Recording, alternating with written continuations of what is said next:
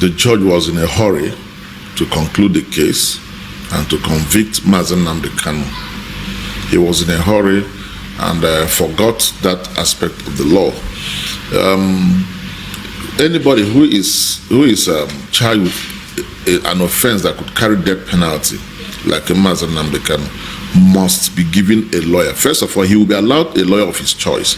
Where he refuses to have one, or where he does not have one, or where he cannot afford one, the law provides that you must assign a lawyer to him.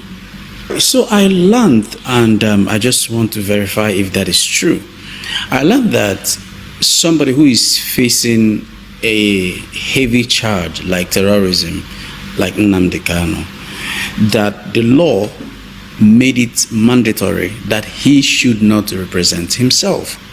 That even if he refuses a lawyer, that the law court should impose a lawyer on him for such a weightier offense. Yes. So if that is true, how come the judge or the Chief Justice did not take that into consideration, knowing that it is actually against the law to allow him to defend himself?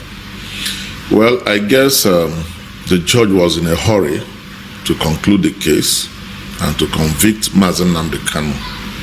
He was in a hurry and forgot that aspect of the law.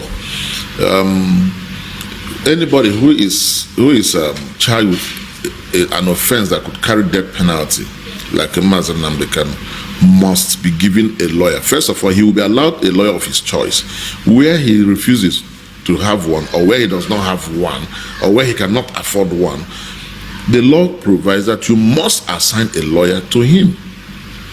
In the court on that day, there were so many lawyers who would have willingly and happily taken up the matter if the court had urged them or appointed them as lawyers for Mazen Nnamdi Kanu.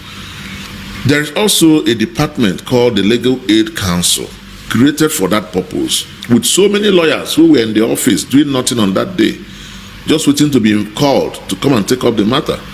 But his lordship was in a hurry, and because of that, he forgot to utilize that law that says you must provide a lawyer for Mazen Nnamdi Kanu. And Mazen Nnamdi Kanu was making it open to him. My lord, I am not a lawyer. I do not understand the law under which I am being tried. Can you please explain that law? Show me the law that I have contravened so that I can enter a defense. If you show me the law now, I will enter the witness box and tender my evidence. Nnamdi Kanu said it severally. It's on record. It's in public. It's on record. And yet, my lord said, no, I will not show you. Just enter your defense and I will show you the law when I'm writing my judgment. You now notice that, you now ask yourself, what would it have cost his lordship, Honorable Justice James Omotosho, to take a break, write a ruling and say, this is the law you contravened? What will it have cost him to do that? Nothing. It would have cost him absolutely nothing. But instead, he insisted that he cannot show Mazen Nnamdi Kanu the law that he contravened. And how can a man, for instance, defend himself when he does not know the law that he contravened?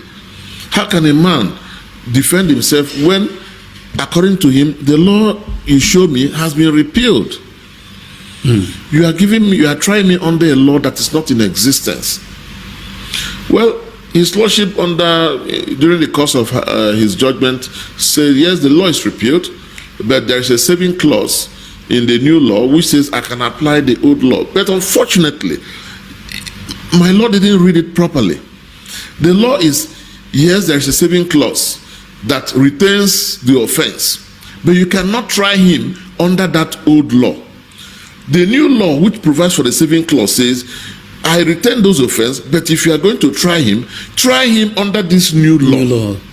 My lord didn't read that because he was in a hurry. He was in a hurry.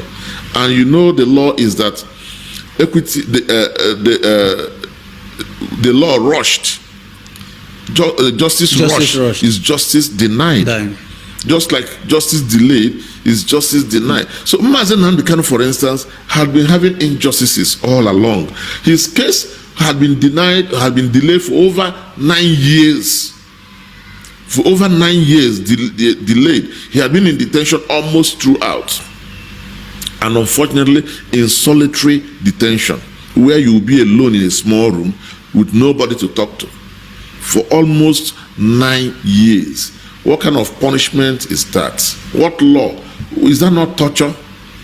And you call your country a country that respects rule of law and fundamental human rights of people, a country that does not believe in torture, but you kept him for 9 good years in a solitary confinement. And he's begging you, send me to prison. Don't put me in solitary confinement. Send me to prison.